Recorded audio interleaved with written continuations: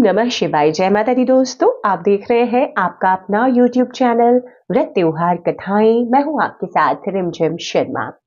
आज इस वीडियो में मैं आपको शनिवार त्रियोदशी यानी कि शनि प्रदोष व्रत की कथा सुनाने जा रही हूँ। जो भी भक्त शनि प्रदोष का व्रत धारण करते हैं, पूजन के वक्त इस कथा का सुनना या पढ़ना अनिवार्य बताया जाता है। तो सभी भक्त जो पूजन कर रहे हैं, शनि प्रदोष व्रत की कथा का प्रेम पूर्वक श्रवण करें। गंगाचार्य जी ने कहा, हे महामते, आपने शिव शंकर प्रसन्नता हेतु समस्त प्रदोष व्रतों का वर्णन किया।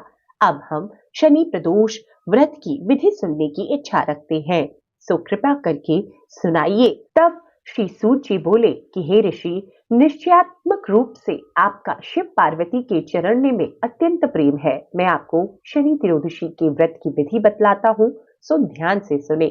पुरातन कथा है कि एक निर्धन ब्राह्मण की स्त्री दरिद्रता से दुखी हो शांडिल्य ऋषि के पास जाकर बोली कि हे महामुने, मैं अत्यंत दुखी हूँ, दुख निवारण का उपाय बतलाइए। मेरे दोनों पुत्र आपकी शरण में हैं। मेरे ज्येष्ठ पुत्र का नाम धर्म है, जो राजपुत्र है, और लघु पुत्र का नाम शुचिव्रत है। अतः हम दरिद्री हैं, आप ही हमारा उद्धार कर सकते हैं। इतनी बात सुन ऋषि ने शिव प्रदोष व्रत करने के लिए उनसे कहा। तीनों प्राणी प्रदोष व्रत करने लगे। कुछ समय पश्चात प्रदोष व्रत आया, तब तीनों ने व्रत का संकल्प लिया।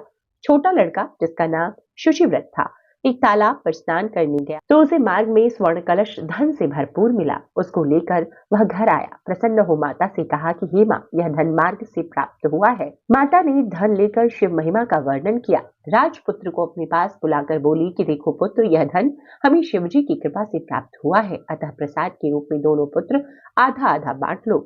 माता का वचन सुन राजपुत्र ने शिव पार्वती का ध्यान किया और बोला, पूज्य, यह धन आपके पुत्र का ही है, मैं इसका अधिकारी नहीं हूँ। मुझे शंकर भगवान और माता पार्वती जब देंगे तब लूंगा। इतना कहकर वह राजपुत्र शंकर जी की पूजा में लग गया। एक दिन दोनों भाइयों का प्रदेश भ्रमण का विचार हुआ। वहां उन्होंने अनेक गंधर्व कन्याओं को क्रीड़ा करते हुए देखा। उन्हें देख शुचिव्रत ने कहा, भैया, अब हमें इससे आगे नहीं जाना है। इतना कह शुचिव्रत उसी स्थान पर बैठ गया, परंतु राजपुत्र अकेला ही स्त्रियों के बीच में जा पहुंचा। वहां एक अति सुंदर स्त्री राजकुमार पर मोहित हो गई।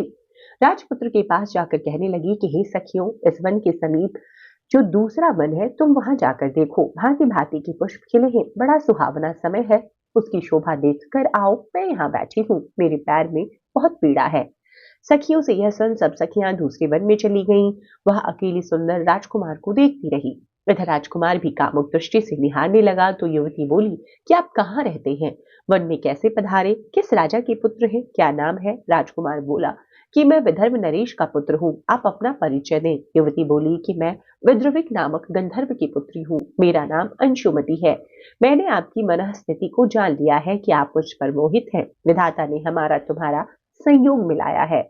फिर युवती ने मोतियों का हार राजकुमार के गले में डाल दिया। राजकुमार हार स्वीकार करता हुआ बोला कि हे भद्रे, मैंने आपको प्रेमोपहार स्वीकार कर लिया है, परंतु मैं निर्धन हूँ। राजकुमार के इन वचनों को सुनकर गंधर्व कन्या बोली कि मैं जैसा कह चुकी हूँ वैसा ही करूंगी, अब आप अपने घर जाएं। इतना कहकर वह गंधर्व कन्या के पास चली गई। घर जाकर राजकुमार ने शुचिव्रत को सारा वृतांत कह सुनाया। जब तीसरा दिन आया तो वह राजपुत्र शुचिव्रत को लेकर उसी वन में जा पहुंचा।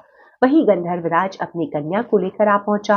इन दोनों राजकुमारों को देख आसन देकर कहा कि मैं कैलाश पर गया था। वहां भगवान शिव ने मुझसे कहा कि धर्मगुप्त नाम का राजपुत्र है, जो इस समय राज्य विहीन निर्धन है, मेरा परम भक्त है। हे गंधर्वराज, तुम उसकी सहायता करो। अतः मैं महादेव की आज्ञा से इस कन्या को आपके पास लाया हूँ। आप इसका निर्वाह करें, मैं आपकी सहायता कर आपको राजगद्दी पर बिठा दूंगा। इस प्रकार गंधर्वराज ने कन्या का विधिवत विवाह कर दिया। विशेष धन और सुंदर गंधर्व कन्या को पाकर राजपुत्र अति प्रसन्न हुआ। भगवान की कृपा से समयोपरांत अपने शत्रुओं का दमन करके राज्य का सुख भोगने लगा। तो इस प्रकार से शनि प्रदोष व्रत की कथा यहाँ पर संपन्न होती है। हर हर महादेव।